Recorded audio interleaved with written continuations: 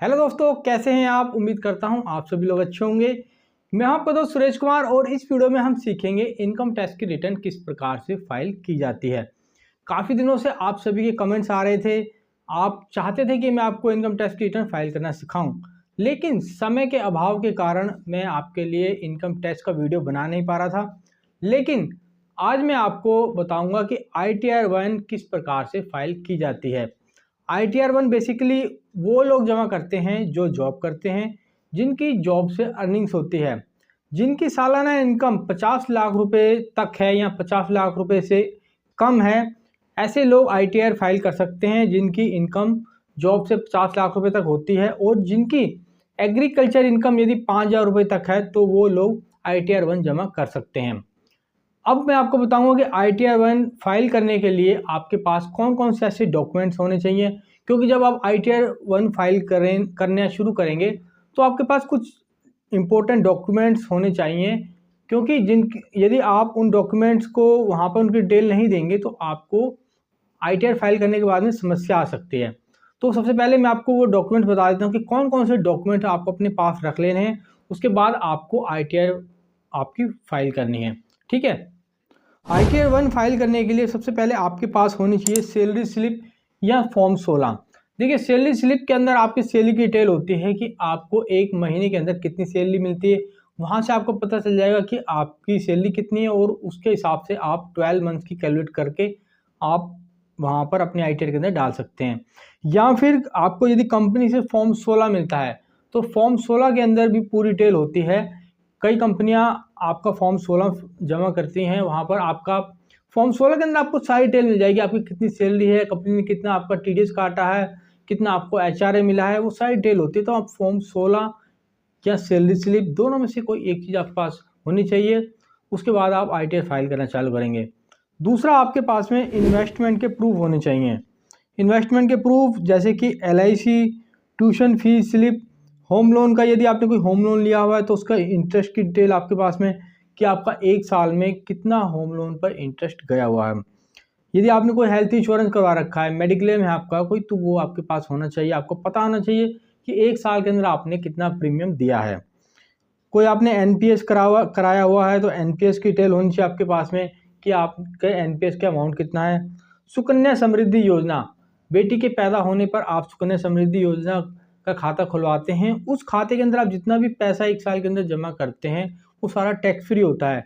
1,50,000 रुपये तक आपका अमाउंट उसके अंदर टैक्स फ्री होता है। तो आपको सुकन्या समृद्धि योजना के अंदर जितना भी आपका पैसा जमा होता है उसकी सारी डिटेल आपके पास में होनी चाहिए। उसके बाद में फिर डोनेशन, यदि आपने किसी एलिजिबल ट्रस्ट या इंस्टीट्यूट को कोई फंड किया है, जो कि गवर्नमेंट संस्था है, कोई गरीबों के लिए कोई अच्छे काम कर रही है, और आपने उसको दान किया है और वो गवर्नमेंट की तरफ से अप्रूव है, तो आपके पास में आपने जो उसको डोनेशन किया उसकी सारी रसीदें होनी चाहिए, ताकि आप उसका रिबेट क्लेम कर सकें। ठीक है। तीसरा है बैंक स्टेटमेंट। बैंक स्टेटमेंट आपके पास होनी चाहिए, क्योंकि बैंक स्टेटमेंट के अंदर आपको ये पता चलता है कि आपका एक साल के अंदर आपका जो सेविंग अकाउंट पर आपको कितना इंटरेस्ट मिला है। ध्यान रखें, जो सेविंग अकाउंट पर आपको जो इंटरेस्ट मिलता है उस इंटरेस्ट को भी टैक्सेबल आय माना जाता है। एक साल के अंदर यदि आपने 10,000 रुपये का सेविंग इंटरेस्ट अर्न किया है तो वो आपका टैक्स फ्री माना जाएगा। 10,000 रुपये से अधिक यदि आपने कोई इंटरेस्ट अर्न किया है सेविंग अकाउंट पर तो वो आपको उस पर टैक्स देना होता है। तो आपको बैंक स्टेटमेंट रखने। चौथा है इनकम फ्रॉम अदर सोर्सेज, जैसे कि आपके कोई फिक्स डिपॉजिट आपने कराया है। यदि आपने कोई फिक्स डिपॉजिट कराया है तो फिक्स डिपॉजिट के ऊपर जो आपका इंटरेस्ट होता है वो भी टैक्सेबल होता है, वो टैक्स फ्री नहीं होता। यदि 5 साल की FD है तो वो टैक्स फ्री हो सकते हैं, लेकिन यदि आपने 1 साल के लिए फिक्स डिपॉजिट कराया है तो उसका इंटरेस्ट टैक्सेबल होता है। और वो भी आपको पता होना चाहिए कि आपका 1 साल में कितना इंटरेस्ट आपको उस पर मिला है, वो आपको अपने इनकम टैक्स रिटर्न के अंदर दिखाना होता है। और यदि आपको कोई पार्ट टाइम कोई काम करते हैं, वहाँ से कोई अर्निंग होती है, तो वो डिटेल भी आपको ITR के अंदर फाइल करनी होती है। तो आपको अपने FD का इंटरेस्ट और पार्ट टाइम काम से कोई भी आप काम करते हैं तो उसके 1 साल के अंदर आपने वहाँ से कितना पैसा अर्न किया है वो सारी डिटेल आपके पास में होनी चाहिए। फिर पांचवा है हाउस प्रॉपर्टी से रेंटल इनकम। यदि कोई आपकी हाउसिंग प्रॉपर्टी है, वहाँ से कोई रेंटल इनकम आपको प्राप्त होती है, तो वो भी आपको मालूम होनी चाहिए कि आपने 1 साल के अंदर कितनी कितनी वहाँ से अर्निंग करी, वो सारा आपके पास में डिटेल होनी चाहिए। आपको पता होना चाहिए कि एक साल के अंदर कितनी आपने वहाँ से अर्निंग की है, और वो सारे अमाउंट्स आपको इनकम टैक्स रिटर्न के अंदर वहाँ पर फाइल करने होते हैं। तो आपको ये पहले आपको डिटेल रख लेनी है कि हाउस प्रॉपर्टी से कितनी रेंटल इनकम आपको प्राप्त हुई है एक फाइनेंशियल ईयर के अंदर। आपका फाइनेंशियल ईयर 1 अप्रैल से स्टार्ट होता है, 31 मार्च तक आपका फाइनेंशियल ईयर होता है। तो 1 अप्रैल से 31 मार्च तक आपकी इनकम रख लेनी है अपनी। उसके बाद छठा है एग्रीकल्चर इनकम। यदि आपकी कोई कृषि से आमदनी होती है, कृषि से जैसे कि किसी कोई खेती है, वहाँ पर खेती से आपको कोई वहाँ से गवर्नमेंट की तरफ से कोई सुविधा प्राप्त हो रही है, कोई आपको खाते में कोई सब्सिडी क्रेडिट हो रही है, ठीक है। और यदि आप खेती से कोई फसल को बेच के कहीं से अर्निंग हो रही है, तो यदि आपकी 5,000 तक एग्रीकल्चर इनकम है तो वो आपको इसमें मेंशन करनी होती है। चलिए अब हम ITR फाइल करते हैं। तो देखिए हमने सबसे पहले यहाँ पर इनकम टैक्स के पेज पे हमने क्लिक किया, तो देखिए इस प्रकार का इंटरफेस आया हमारे सामने। यहाँ पे अपना पैन नंबर डाल दिया, उसके बाद में यहाँ पे लॉगिन के नीचे please confirm your secure access, यहाँ पे क्लिक किया। अब यहाँ पर हम अपना पासवर्ड मेंशन कर देंगे, ठीक है। यहाँ पर मैंने देखिए अपना पासवर्ड यहाँ पे मेंशन कर रहा हूँ। ये हमने यहाँ पे पासवर्ड मेंशन किया, फिर हमने कंटिन्यू पे क्लिक कर दिया, ठीक है। अब यहाँ पर देखिए इस प्रकार का इंटरफेस है। यहाँ पे अगला ऑप्शन है फाइल नाउ। तो लेकिन फाइल नाउ अभी हमें नहीं करना। अभी हमें क्या करना है, पहले अपने 26AS फॉर्म को चेक कर लेना है। देखिए 26AS फॉर्म आपको चेक करना चाहिए, उसके अंदर आपको पता चल जाता है कि आपका कहाँ कहाँ पर TDS कटा हुआ है, ठीक है। ये देखिए यहाँ पे गए, यहाँ ये फॉर्म व्यू फॉर्म 26AS पे हमने कर दिया क्लिक, ठीक है। ये हमने इस पर क्लिक कर दिया। तो इस पर क्लिक करेंगे, तो क्लिक करने के बाद में फॉर्म 26AS के अंदर हमें पता चल जाएगा कि हमारी अर्निंग्स का पता चल जाएगा, हमारी कहाँ कहाँ से कितनी अर्निंग्स हुई है, और कोई TDS कटा वो भी पता चल जाएगा। यहाँ पे देखिए कन्फर्म का ऑप्शन है, ये कन्फर्म के ऊपर मैं करता हूँ क्लिक, ठीक है। कन्फर्म पे क्लिक करेंगे। कन्फर्म पे क्लिक करने के बाद में इस प्रकार का देखिए इंटरफेस आता है। यहाँ पे आई एग्री पे हमें करना है क्लिक। उसके बाद में प्रोसीड के ऊपर हमें करना है क्लिक। प्रोसीड पे कर दिया क्लिक। अब नीचे देख लीजिए क्लिक व्यू क्रेडिट फॉर्म, इसके ऊपर क्लिक करा। असेसमेंट ईयर हमने सिलेक्ट कर लिया 2024 और 25। व्यू एज में HTML पे क्लिक किया, व्यू डाउनलोड। अब देखिए नीचे आते हैं, नीचे हमें देखिए हमारा नाम पे नंबर शो होता है। यहाँ पर देखिए नेम ऑफ डायरेक्टर और 10 ऑफ डायरेक्टर और फिर अमाउंट उसके आगे। तो देखिए बता रहा है कि यहाँ से हमें देखिए इतना अमाउंट प्राप्त हुआ है, ठीक है। ये हमारा टैक्सेबल अमाउंट है, ठीक है। बाकी देखिए नीचे कुछ भी नहीं है, और कहीं से कोई अमाउंट हमें प्राप्त नहीं हुआ है, ठीक है। चलिए ये हमने चेक कर लिया। अब इसके बाद हमारी बारी आती है AI फॉर्म को चेक करने की। तो यहाँ पे गए और व्यू एनुअल इंफॉर्मेशन स्टेटमेंट पे हमने क्लिक कर दिया, फिर प्रोसीड पे क्लिक करा। अब हमें प्रोसीड पे क्लिक करने के बाद में AI फॉर्म को चेक करना होता है कि AI फॉर्म हमारा 26AS फॉर्म से मैच हो रहा है या नहीं, या कुछ इसमें अलग है, या 26AS फॉर्म के अंदर कुछ अलग है। तो देखिए हम यहाँ पे आते हैं। अब देखिए क्लिक किया। अब देखिए यहाँ पे देखिए सैलरी का डिटेल दिखा रहा है 2,37,836 रुपये, ठीक है। और जब हम 26AS फॉर्म को देखते हैं तो देखिए यहाँ पर भी दिखा रहा है 2,37,836 रुपये। और देखिए ऊपर डिविडेंड दिखा रहा है 344 रुपये का इंडियन एनर्जी से, और यहाँ पर भी देखिए 344 रुपये का डिविडेंड दिखा रहा है। तो यानी कि हमारा 26AS और AI फॉर्म दोनों मैच कर रहे हैं। अब हम फाइल नाउ पे क्लिक करते हैं और ITR फाइल करना चालू करते हैं। यहाँ पर असेसमेंट ईयर में हमने देखिए 2024-25 को सिलेक्ट करना है, फिर यहाँ पर ऑनलाइन पे क्लिक करना है और नीचे कंटिन्यू पे क्लिक करना है। देखिए जैसे ही हम कंटिन्यू पे क्लिक करते हैं, यहाँ पर कहता है स्टार्ट न्यू फाइलिंग। हम स्टार्ट न्यू फाइलिंग पे कर देते हैं क्लिक। ये हमने देखिए स्टार्ट न्यू फाइलिंग पे किया क्लिक। और उसके बाद देखिए 3 ऑप्शन है, इंडिविजुअल, HUF, अदर्स। आप इन तीनों में से क्या हैं? तो हम तो देखिए इंडिविजुअल हैं, तो हम इंडिविजुअल पे टिक रहने देंगे और कंटिन्यू पे करेंगे क्लिक, ठीक है। ये हमने किया कंटिन्यू पे क्लिक।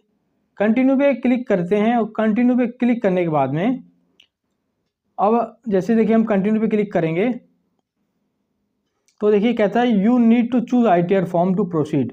कौन सी ITR आपको फाइल करनी है? तो हमें ITR 1 फाइल करनी है, तो ITR 1 पे हम करते हैं क्लिक, ठीक है। हम ITR 1 फाइल कर रहे हैं तो ITR 1 के फॉर्म को सिलेक्ट करते हैं। फिर अगला ऑप्शन है प्रोसीड विद ITR 1, यहाँ पे हम करते हैं क्लिक, ठीक है। प्रोसीड विद ITR 1 पे क्लिक करते हैं, और जैसे ही हमने क्लिक किया फिर कहता है लेट गेट स्टार्टेड। इसके ऊपर हमें करना है क्लिक, और इसके ऊपर क्लिक करने के बाद में देखिए पहले आप देखिए इसकी इंस्ट्रक्शन पढ़िए ऊपर। देखिए ITR 1 इनकम टैक्स रिटर्न 1 कह रहा है for individual being resident having total income 50 lakh, having income salaries 1 properties और एग्रीकल्चर इनकम 5,000।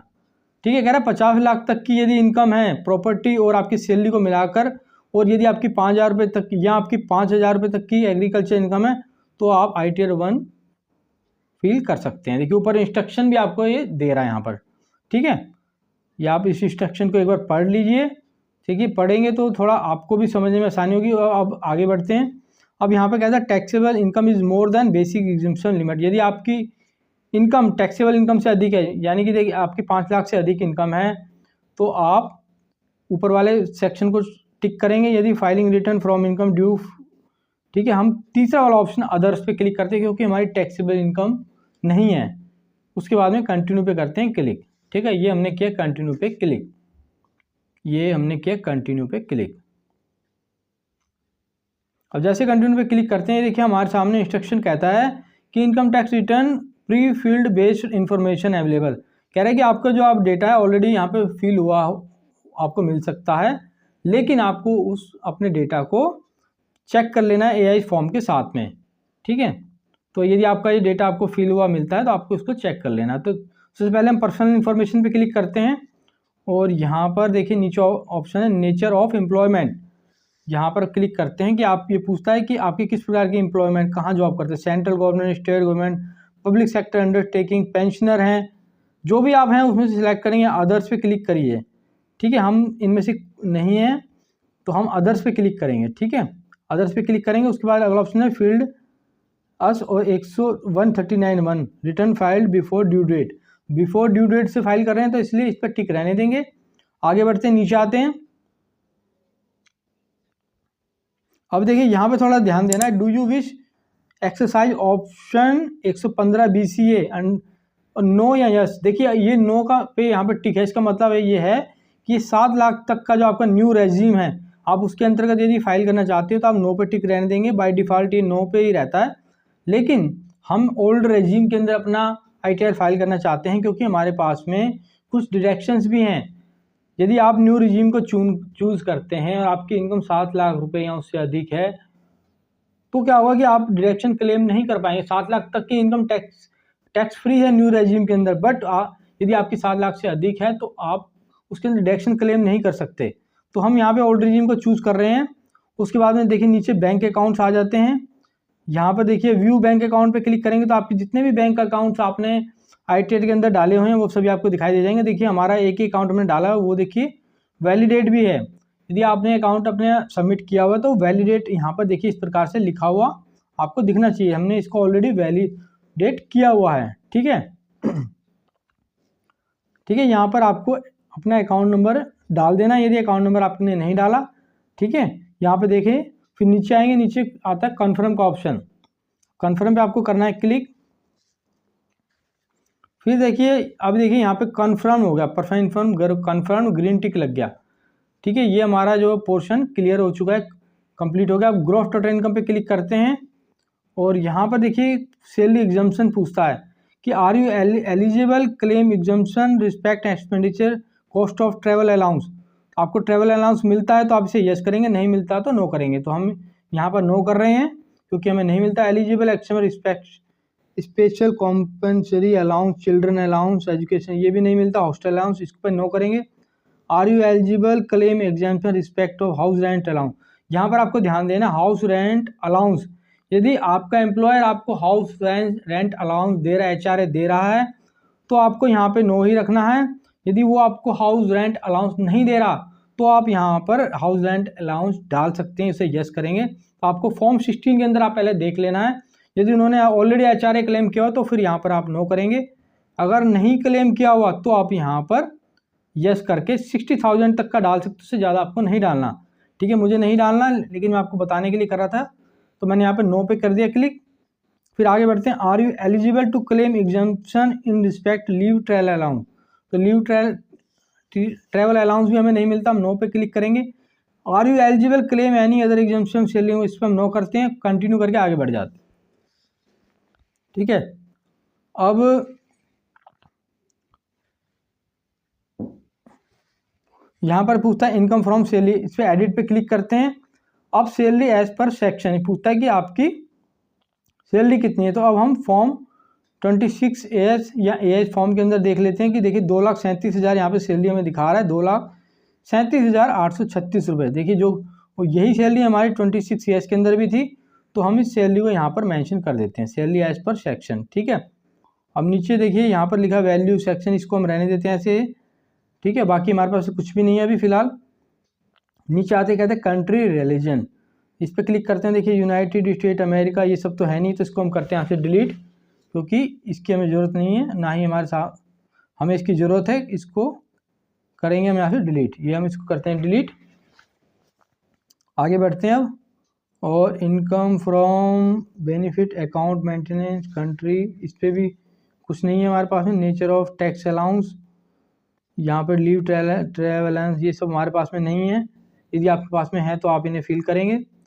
ठीक है, आगे बढ़ते हैं। अब नेट सैलरी हमारी है 2,37,836, और इसमें से 50,000 स्टैंडर्ड एक्शन आपको मिल जाती है।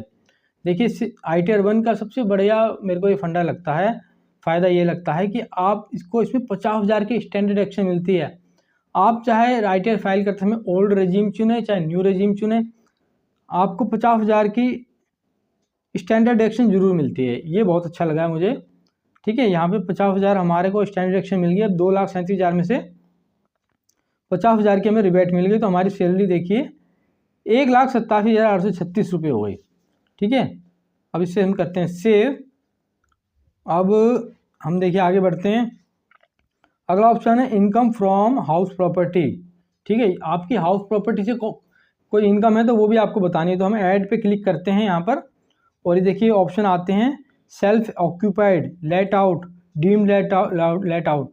सेल्फ ऑक्यूपाइड मतलब आपके पास आपने कोई अपनी प्रॉपर्टी खरीदी है, उस पर आपने कोई लोन लिया हुआ है। ठीक है, आपने कोई उधार दिया हुआ है कहीं पर, तो वो आपको यहाँ पर डिटेल देनी होती है। लेट आउट का मतलब है कि आपने किसी को किराए पर कोई संपत्ति दे रखी है और वहाँ से आपको कोई रेंट प्राप्त होता है। ठीक है, तो वो आपको रेंट यहाँ पर उसकी डिटेल देनी है। लेट आउट पे क्लिक करेंगे, और यहाँ पर आपको जितना भी 1 साल के अंदर जितना भी आपको रेंट प्राप्त हुआ है, वो रेंट की डिटेल आपको देनी है, और वो आपकी इनकम टैक्सेबल होगी। लेकिन जो आपकी हाउस प्रॉपर्टी की जो इनकम होती है, आपको उस पर 30% की रिबेट भी मिलती है। फॉर एग्जांपल जैसे देखिए मैंने यहाँ पे 1 लाख रुपए यहाँ पे डाला, जिसमें से देखिए कह रहा है 30% ऑफ एनुअल वैल्यू, तो 30% की देखिए हमें छूट मिल गई। 70,000 रुपये हमें यहाँ पर टैक्सेबल इनकम में कैलकुलेशन में लेगा। ये 70,000 रुपये क्या है हमारी टैक्सेबल इनकम मानी जाएगी। ठीक है, लेकिन मेरी हाउस होल्डिंग प्रॉपर्टी से कुछ भी यहाँ पे मुझे नहीं दिखाना, कोई मेरी इनकम नहीं है। ठीक है, रेंटल इनकम कुछ भी नहीं है, ये केवल आपको मैं समझाने के लिए मैंने ये अमाउंट यहाँ पर डाले हैं। ठीक है, तो मैं इसको यहाँ से अभी हटाने वाला हूँ। ये देखिए मैं यहाँ से हटा देता हूँ इसको, कोई मैंने यहाँ पे किया कैंसिल। ठीक है, हम पीछे आ गए। यदि आपकी इनकम है तो आपको इस प्रकार से मेंशन करनी है। हाउसिंग प्रॉपर्टी से कोई रेंट आता है, ठीक है, तो आपको मेंशन करनी है। फिर income from other sources, add another पे आपको करना है क्लिक। अब इसके अंदर आपको ये बताना है कि आपकी कोई अदर सोर्सेज से इनकम है, जैसे कि आपने कोई सेविंग अकाउंट पे आपको कोई इंटरेस्ट है, इस पर क्लिक करेंगे तो देखिए इस प्रकार का पोर्शन आता है। सेविंग बैंक अकाउंट में यदि कोई आपका इंटरेस्ट आता है, तो सेविंग अकाउंट में नॉर्मली 3.5% आपका एनुअल इंटरेस्ट मिलता है, तो ज़्यादा नहीं होता। तो यहाँ पर देखिए हमारी पासबुक में 5200 रुपये मैंने यहाँ पे डाल दिया, वो शो हो रहा था। ठीक है, do you have interest from deposit bank post office, यदि कोई पोस्ट ऑफिस में कोई पैसा है, वहाँ से कोई इंटरेस्ट आता है, तो वो भी आपको यहाँ पे दिखाना है।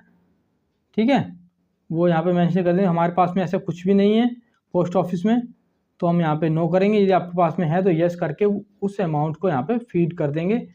यदि वहाँ पर कोई अमाउंट पे आपको कोई इंटरेस्ट प्राप्त हुआ है, तो वो यहाँ पर आपको दिखाना होता है। ठीक है, do you have interest income from income tax refund, यदि आपने एक फाइनेंशियल के अंदर के कोई इनकम टैक्स रिफंड प्राप्त किया हुआ है, तो आपको यस पे क्लिक करना है। ठीक है, और उसके बाद उसका अमाउंट यहाँ पे भर देना है कि कितना अमाउंट आपको प्राप्त हुआ था, क्योंकि रिफंड की इनकम भी टैक्सेबल मानी जाती है। तो हमारे को तो कुछ नहीं मिला, हमने नो पे इसलिए क्लिक रहने कर दिया। Do you interest accrue contribution provident fund to extend taxable as per provision, यदि आपने कोई कंट्रीब्यूशन किया है किसी प्रोविडेंट फंड के अंदर, तो वो यहाँ पे आपको यस करके वो अमाउंट भरना है। Do you have interest accrue contribution provident fund, और नीचे आते हैं डू यू हैव इंटरेस्ट, ये देखिए आपको पढ़ लेने सभी फॉर्म्स, और नीचे देखिए लिखा है do you have income from family pension. ठीक है, फैमिली पेंशन से कोई आपकी इनकम है, वो सब आपको यहाँ पे यस करना है और अमाउंट भरना है। Do you have dividend income, हाँ डिविडेंड इनकम हमारे पास में है, और ये इस फॉर्म के अंदर हमें दिखाई दे रही थी। ठीक है, देखिए मैं आपको दिखा देता हूँ। ये नीचे आते हैं, देखिए यहाँ पर ये देखिए लिखा है डिविडेंड। डिविडेंड रिसीव्ड हमें कितना हुआ है, 344 रुपये का डिविडेंड रिसीव्ड हुआ है। इंडियन एनर्जी एक्सचेंज लिमिटेड से 344 रुपये का हमें डिविडेंड रिसीव हुआ है। तो हम इस इनकम को वहाँ पर दिखाएंगे। देखिए ये 26 ईयर्स फॉर्म के अंदर भी हमें दिखाई दे रहा था 344 रुपये। यहाँ पर आप देख सकते हैं इंडियन एनर्जी एक्सचेंज से हमें डिविडेंड मिला हुआ है, शेयर है हमारा, और यहाँ पर हम डिविडेंड इनकम डाल देते हैं 344 रुपये। ठीक है जी। अब हम कंटिन्यू पे करते हैं क्लिक। ये देखिए वार्निंग दे रहा है कि the quarterly benefit computation same में कह रहा है कि मतलब आपका यदि यहाँ पे सेम नहीं होता, कुछ ऊपर नीचे आप डाल देते हैं तो आपको वो वेरीफाई करना पड़ेगा। वार्निंग दे रहा है, कोई बात नहीं, अगर ऐसी दिक्कत होगी तो बाद में चेक कर लेंगे। अभी हमारा अमाउंट हमें लग रहा है बिल्कुल हमने ठीक डाला है यहाँ पर। ठीक है, और सेव करके आगे बढ़ते हैं। ठीक है, नीचे आते हैं, देखिए इसको रीचेक कर सकते हैं यहाँ पर। ये देखिए income from gross total income आ गई। एग्जाम्प्ट इनकम में यदि कोई है तो वो भी डाल सकते हैं। ठीक है, यदि आपकी कोई कृषि से आमदनी होती है तो ऐड एंड अदर पे क्लिक करके कृषि की जो एग्रीकल्चर इनकम होती है वो यहाँ पर देखिए आपको एग्रीकल्चर इनकम लेस देन 50,000 तक की इनकम आपके लिए फ्री होती है, उस पर कोई टैक्स नहीं देना होता, लेकिन वो आपको यहाँ पर शो करनी है। ठीक है, वो इनकम यहाँ पर आप शो करेंगे। एग्रीकल्चर वाला सेक्शन सेलेक्ट करने के बाद में अमाउंट यहाँ पे फीड कर देंगे। तो हमारे पास में नहीं है तो मैं यहाँ पे कैंसिल कर रहा हूँ इसको। ठीक है, अब हम बैक आते हैं और नीचे आते हैं, देखते हैं और क्या क्या हमारे से छूट गया है। चलिए आगे बढ़ते हैं और थोड़ा नीचे आते हैं। अब देखिए हम कन्फर्म पे करते हैं क्लिक। ये हमने कन्फर्म पे क्लिक किया। अब ये कह रहा है let's validate your pre filled return. देखिए ग्रॉस टोटल इनकम वाला पोर्शन भी हमारा कन्फर्म्ड हो गया, ग्रीन टिक लग गया, सही है। अब आगे बढ़ते हैं, डिडक्शन वाले सेक्शन पे आते हैं। Are you eligible claim any deduction donation paid. आपने को डोनेशन पेड किए? जी नहीं। 80 जीजीसी के अंदर कंट्रीब्यूशन किया? नहीं किया है। साइंटिफिक रिसर्च में कोई किया है? यहाँ पर भी नहीं किया। एलिजिबल क्लेम एजुकेशन अंडर 80 जीजी, यहाँ पर भी नहीं। 80C देखिए मोस्टली जितने भी नॉर्मल पर्सन होते हैं, कॉमन पर्सन जो भी होते हैं, उनकी 80C में ज़रूर कुछ ना कुछ होता है। किसी का कोई LIC होती है, या कोई किसी का प्रोविडेंट फंड होता है, या कोई बच्चों की ट्यूशन फीस होती है, या कोई 5 ईयर की आपकी फिक्स डिपॉजिट होता है, तो वो अमाउंट यहाँ पर आप फिल कर सकते हैं। ठीक है, आप देखिए यहाँ पे जो भी आपका अमाउंट 80C के अंदर ये जो आप पढ़ सकते हैं, प्रोविडेंट फंड या 5 ईयर FD या इंश्योरेंस प्रीमियम का अमाउंट है, यहाँ पर आपको डाल देना है। देखिए आप अमाउंट जितना चाहे मेंशन करें, जो आपके पास डिटेल होगी आपको वो मेंशन करना है, लेकिन आपको 1.5 लाख तक का ही इसमें डिडक्शन मिलता है। आप इसमें 2 लाख भरें चाहे 5 लाख भरें, लेकिन आपको मिलेगा 1.5 लाख तक का ही। 80C के अंदर आपको यहाँ पर 1.5 लाख तक का रिबेट मिलता है। तो हमारे केस में हमारे पास में 1.5 लाख नहीं है, हम यहाँ पर 45,000 रुपये हम डाल देते हैं क्योंकि हम 45,000 रुपये हमारा 80C के अंदर इन्वेस्टमेंट है। अब यहाँ पे देखिए अगला ऑप्शन है do you eligible to claim under 80CCD। इसको हम नो कर देंगे क्योंकि हमारा सेंट्रल गवर्नमेंट एम्प्लॉयर नहीं, हम सेंट्रल गवर्नमेंट एम्प्लॉयर नहीं है, तो इसको हम नीचे आएंगे और इसको नो करेंगे। ये हमने नो पे टिक कर दिया। आगे बढ़ते हैं 80D। अब 80D को हम करेंगे यस, क्योंकि 80D के अंदर क्या होता है, हेल्थ इंश्योरेंस यदि आपने कोई करवाया तो उसकी डिटेल आपको देनी होती है। ठीक है, 80D को मैंने यस कर दिया, लेकिन यहाँ पे देखिए अमाउंट भरने का कॉलम नहीं आ रहा, लेकिन वो आगे आपको मिलेगा, वो मैं बताऊंगा आपको किस प्रकार से मिलेगा। 80E पे हमने कोई भी इंटरेस्ट नहीं पे किया, कोई लोन वगैरह नहीं लिया हमने, तो इसलिए नो करते हैं। 80TTA को हम यस कर रहे हैं, क्योंकि 80TTA जो आपको सेविंग बैंक पे जो आपका इंटरेस्ट होता है उसके लिए होता है। ठीक है, उस पर हमें रिबेट मिलती है 10,000 तक का यदि आपका इंटरेस्ट है तो उस पर आपको रिबेट मिलती है। हम इसे यस कर देते हैं। Are you eligible any other interaction, इस पर नो करते हैं, फिर कंटिन्यू करके आगे बढ़ जाते हैं।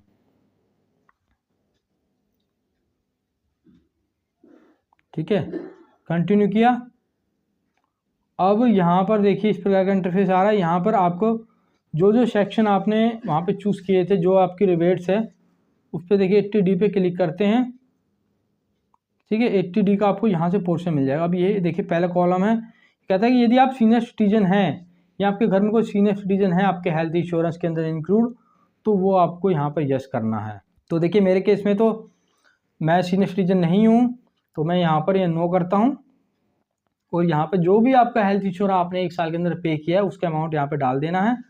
तो हमने 12,000 यहाँ पे प्रीमियम दिया है, उसके बाद में कहता है वेयर योर पेरेंट्स ऑफ, आपका कोई पेरेंट्स है या सीनियर सिटीजन जो कि आपका मेडिक्लेम के अंदर, जिसका आपने मेडिक्लेम करवा रखा हो। तो हमारा पेरेंट्स का नहीं है मेडिक्लेम, तो इसलिए मैं नो पे टिक करता हूँ, फिर मैं ऐड पे क्लिक कर देता हूँ। ठीक है, यदि आपको कोई सीनियर सिटीजन होगा मेडिक्लेम में तो आपको यस करना है। अब ये कह रहा है वेरीफाई योर डायरेक्शंस। देखिए इस प्रकार का इंटरफेस है। अब हम नीचे आते हैं और यहाँ पर देखिए नीचे आते हैं और 80 TTA पर प्लस पे साइन पे क्लिक करते हैं। अब देखिए हमने saving interest on saving bank account, हमने 5200 रुपये अपना इंटरेस्ट वहाँ पे मेंशन किया था सेविंग बैंक का, तो यहाँ पर हम फीड कर देते हैं 5200 रुपये हमारा इंटरेस्ट है सेविंग बैंक के अकाउंट पर, और इसे हम ऐड कर देते हैं। इसकी हमें रिबेट मिलेगी क्योंकि इंटरेस्ट सेविंग बैंक पर जो आपको इंटरेस्ट मिलता है वो टैक्स फ्री होता है। 10,000 रुपये तक का इंटरेस्ट आपके टैक्स फ्री होता है। हमने यहाँ पे डाला और फिर यहाँ पे सबमिट कर दिया। सबमिट करने के बाद में नीचे आते हैं और नीचे आते हैं 80 TTA। देखिए आप अपनी डिटेल को दोबारा से क्रॉस चेक कर सकते हैं, आपको यहाँ पे क्रॉस चेक करने का मौका मिल रहा है। आप उसे पढ़ लेंगे, यदि आपसे कुछ गलती है तो आप उस गलती को अभी भी ठीक कर सकते हैं। ठीक है, तो देखिए हम दोबारा से रीचेक कर रहे हैं। तो 80C में देखिए मैंने 45,000 मेंशन कर दिया, 80D में 12,000 मेंशन कर दिया, 80 TTA के अंदर हमने 5200 रुपये का इंटरेस्ट यहाँ पे डाला है। टोटल हमारा हो गया 62,200 की हमारी रिबेट हो गई। कन्फर्म पे क्लिक करा। कन्फर्म पे क्लिक करने के बाद में अब हम चेक कर लेते हैं ग्रॉस पर्सनल इन्फॉर्मेशन भी कन्फर्म्ड हो गया, ग्रॉस टोटल इनकम भी कन्फर्म्ड हो गया, टोटल डिडक्शन भी देखिए कन्फर्म्ड हो चुका है हमारा। अब हमारा रहेगा टैक्स पेड वाला कॉलम, इस पर क्लिक करते हैं। तो देखिए हमारी टैक्सेबल इनकम तो है नहीं है, तो हमारा देखिए टैक्स कुछ भी नहीं बन रहा। देखिए यहाँ पे 00 आ रहा है। ठीक है, तो हम इसे कन्फर्म कर देते हैं। ये हमने किया कन्फर्म। जैसे देखिए हम कन्फर्म करेंगे, यहाँ पे देखिए आप कन्फर्म करेंगे तो आपकी सारी डिटेल भी कन्फर्म हो जाएगी। ठीक है, ये मैं करता हूँ यहाँ पे कन्फर्म। तो आप देख सकते हैं जैसे देखिए मैंने कन्फर्म किया, टैक्स पेड वाला कॉलम भी हमारा टिक हो गया। अब टोटल टैक्स लायबिलिटी रहेगी हमारी, इसको भी एक बार क्लिक करते हैं और इसमें देख लेते हैं कुछ चीज़ हमारे से छूट गई है तो उसमें डाल देंगे। तो यहाँ पर ऐसा कुछ मुझे दिख नहीं रहा क्योंकि हमारा कोई टैक्स बनता ही नहीं है, सब जगह पे 00 है क्योंकि हमारी नील की रिटर्न जा रही है। तो हम यहाँ पे कन्फर्म पे करते हैं क्लिक। ये हम करेंगे कन्फर्म पे क्लिक। तो अब यहाँ पर आप देख सकते हैं कि टोटल टैक्स लायबिलिटी भी हमारी कन्फर्म हो चुकी है। ठीक है, और अब देखिए प्रोसीड पे क्लिक करना है। प्रोसीड पे जैसे मैं क्लिक करता हूँ, अब ये देखिए कह रहा है you need to make a payment 0। आपको कोई पेमेंट करने की ज़रूरत नहीं है क्योंकि हमारा कोई टैक्स नहीं बनता। यदि आपकी रिफंडेबल इनकम होती तो ऊपर ये रिफंड लिखा हुआ आता। ठीक है, अब यहाँ पर आपको देखिए इसको क्लिक करके सबमिट करना है। ठीक है, यहाँ पे आई पे क्लिक करना है और फिर उसके बाद में प्रोसीड टू प्रीव्यू। यदि मैं यहाँ पे प्रोसीड कर दूंगा, देखिए मैंने प्रोसीड करा तो कह रहा है preview and submit your rate. अब देखिए प्रीव्यू हमारे को दिखाई दे रहा है और नीचे जब आते हैं तो सबमिट का ऑप्शन हमें दिखाई देगा। आप देखिए इसको दोबारा से चेक कर सकते हैं, पूरा फॉर्म आपके साथ में खुल चुका है। आप जो अमाउंट यहाँ पर डाले हुए हैं आप उन अमाउंट्स को क्रॉस चेक करेंगे कि कहीं आपसे कोई चीज़ ऐसी तो नहीं गलत यहाँ पर डल गई हो। ठीक है, तो वो आप यहाँ पे क्रॉस चेक कर सकते हैं। क्रॉस चेक करेंगे और उसके बाद में सबमिट करेंगे। सबमिट करने के बाद में फिर आपको वेरीफाई करनी होती है, वेरीफाई का ऑप्शन आपको दिखाई देगा। ठीक है, लेकिन मुझे अभी रिटर्न यहाँ पर सबमिट नहीं करनी है क्योंकि मेरा TDS यहाँ पर अपडेट नहीं हुआ है। ठीक है, क्योंकि कुछ लोग ऐसे होते हैं जिनका कहीं पे कोई TDS कटा होता है। ठीक है, मेरा यदि आपका कहीं TDS कटा हुआ है तो आपको 15 मई के बाद में अपनी रिटर्न फाइल करनी होती है, क्योंकि आपका जो 26 ईयर्स और एज फॉर्म होता है मई के बाद तक अपडेट होता है। ठीक है, तो ये केवल मैं आपको समझाने के लिए रिटर्न आपको फाइल करके दिखा रहा हूँ। तो मैंने अभी इसको सबमिट नहीं करना। ठीक है, अगर मैं सबमिट करूँगा तो फिर ये मुझे दिक्कत आएगी बाद में। यदि आपके नील की रिटर्न है, आपका कहीं पर भी कोई TDS नहीं कटा हुआ, तो आप रिटर्न को अप्रैल के बाद में फाइल कर सकते हैं। लेकिन यदि आपका कहीं पे कोई TDS कटा हुआ तो आप अभी रिटर्न को फाइल ना करें, 15 मई के बाद में जमा करें। 31 जुलाई तक का आपके पास में टाइम होता है, बिना किसी लेट फीस की 31 जुलाई तक आप अपनी रिटर्न फाइल कर सकते हैं। ठीक है, देखिए प्रोसीड टू वैलिडेशन पे मैं क्लिक करूँगा तो ये रिटर्न वैलिडेशन हो जाएगी। फिर उसके बाद में मुझे वेरीफाई करते ही ये रिटर्न मेरी सबमिट हो जाएगी इनकम टैक्स के पास में, तो मुझे अभी नहीं करनी। ठीक है, यदि आपकी नील की रिटर्न है तो आप अभी कर सकते हैं, लेकिन आपका कहीं पर कोई टीडीएस कटा हुआ है तो आपको 15 मई तक वेट कर लेना है, उसके बाद में आपको रिटर्न फाइल करनी है, क्योंकि 26 ईयर्स के अंदर बहुत सी ऐसी चीज़ें होती हैं जो मई के बाद में अपडेट होती हैं, तो आपको मई तक का वेट कर लेना है। आपके काफ़ी कमेंट्स आ रहे थे, आपको रिटर्न सीखनी थी किस प्रकार से फाइल करनी है, तो मैं इसलिए ये वीडियो मैं आपको बना के दे रहा हूँ। तो मैंने आपको बता दिया कि किस प्रकार से आपको ITR 1 फाइल करनी है। ठीक है, तो अब खाली इसके अंदर जो सबमिट और E-वेरीफाई की 2 चीज़ें रह गई, वो आप इजीली कर सकते हैं। जब आपने इतना फॉर्म फिल करेंगे तो प्रॉफिट टू वैलिडेशन के बाद में आपको सबमिट और E-वेरीफाई के ऑप्शन अपने आप दिखाई दे जाएंगे, और वहाँ से आप बड़े आसानी से रिटर्न को वेरीफाई भी कर सकते हैं। अभी भी यदि आपके मन में कोई क्वेश्चन हो तो वीडियो के कमेंट सेक्शन में मुझे बता सकते हैं, मैं आपका रिप्लाई करूँगा, और यदि हो सका तो मैं आपके लिए उस टॉपिक पर वीडियो भी बना दूँगा। तो ये वीडियो आपको कैसा लगा कमेंट करके ज़रूर बताना, और वीडियो अच्छा लगा वीडियो को लाइक कर देना। ऐसी और वीडियो देखने के लिए हमारे चैनल को सब्सक्राइब कर लेना। ठीक है दोस्तों, आपको नेक्स्ट वीडियो मिलता है नेक्स्ट टॉपिक के साथ में, तब तक के लिए जय हिंद, वंदे मातरम।